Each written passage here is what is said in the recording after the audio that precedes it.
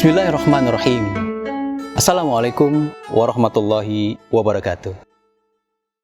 Alhamdulillahi hamdan katsiran thayyiban mubarakan fihi kama yuhibbu rabbuna wa yarda.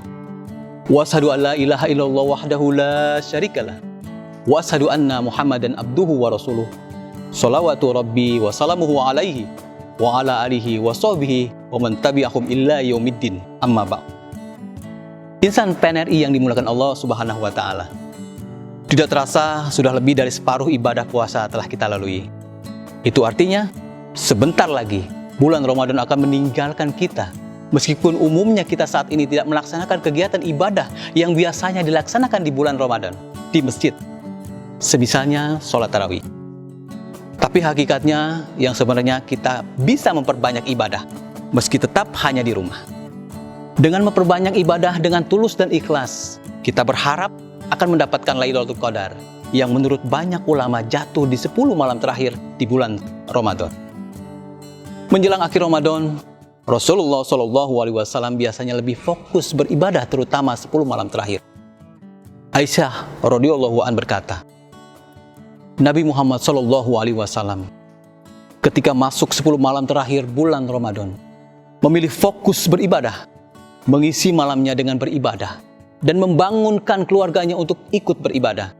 Hadis riwayat Al-Bukhari. Berdasarkan hadis ini, dapat disimpulkan bahwa 10 terakhir Ramadan merupakan waktu yang baik untuk beribadah.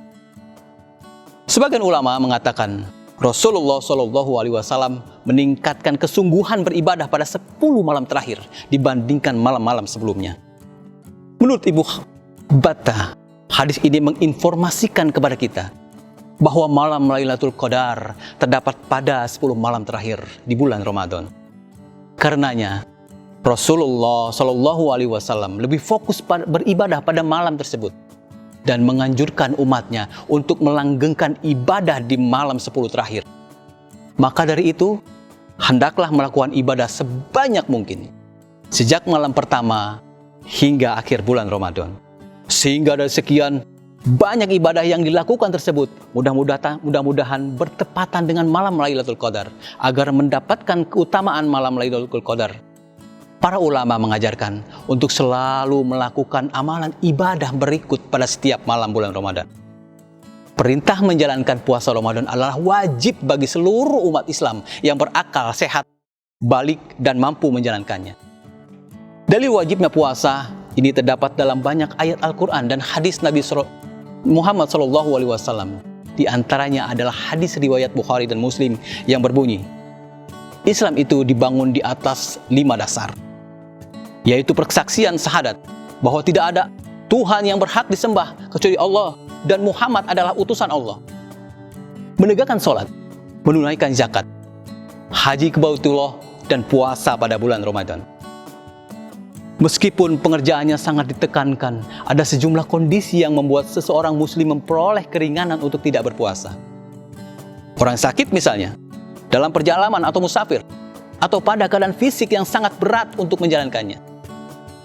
Seorang muslim yang berada dalam 3 keadaan tersebut boleh meninggalkan puasa seperti disebutkan dalam surah Al-Baqarah ayat 184. Yang artinya, yaitu dalam beberapa hari yang tertentu. Maka barang siapa di antara kamu ada yang sakit atau dalam perjalanan, lalu ia berbuka, maka wajiblah baginya berpuasa sebanyak hari yang ditinggalkan itu pada hari-hari yang lain. Dan wajib bagi orang-orang yang berat menjalankannya, jika mereka tidak berpuasa, untuk membayar fidyah, yaitu memberi makan orang miskin. Dan barang siapa yang dengan kerelaan hati mengerjakan kebajikan, maka itulah yang lebih baik baginya. Dan berpuasa lebih baik bagimu jika kamu mengetahuinya. Anak kecil yang belum balik dan orang gila, anak yang belum mencapai masa pubertas dan orang gila tidak terkena kewajiban puasa maupun aturan syariat lainnya. Wanita haid atau nifas. Wanita yang sedang haid atau nifas baru berkewajiban berpuasa ketika sudah suci kembali. Sebuah hadis dari sahabat Mu'az menyebutkan bahwa Aisyah radhiyallahu an berkata, kami haid pada masa Rasulullah SAW. Lalu kami diperintahkan supaya qada puasa dan kami tidak diperintahkan untuk mengqada sholat.